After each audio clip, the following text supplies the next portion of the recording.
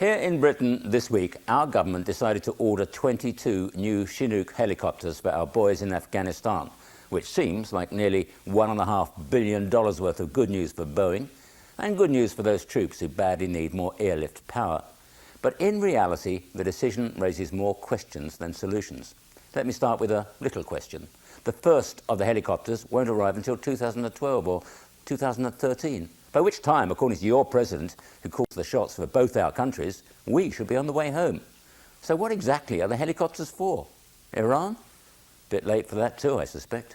The second question is more fundamental. To make room for such spending on these new helicopters, Gordon Brown's government has had to impose heavy cuts in other areas of the defence budget. The Royal Air Force and the Royal Navy are both going to suffer. And that is just the start. Because as a nation, Britain is simply in massive debt. After the bank bailouts and the recession, public spending of all kinds is going to have to be savagely cut in the next 3 years. Defence is an obvious target. So my third question is this: what kind of country do we want to be in the decades to come?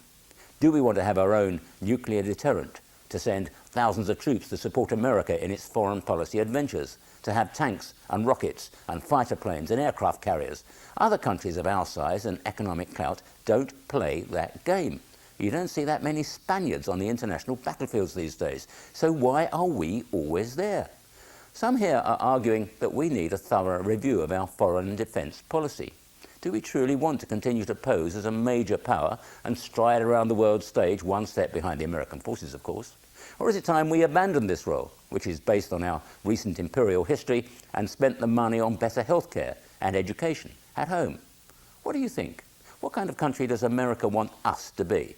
And if you tell me you need us to continue supporting you militarily, to go where the French and the Germans are reluctant to tread, then perhaps that special relationship, which our leaders always tell us we have with America, has to be just a bit more special. This is Peter Allen for CBS News in London.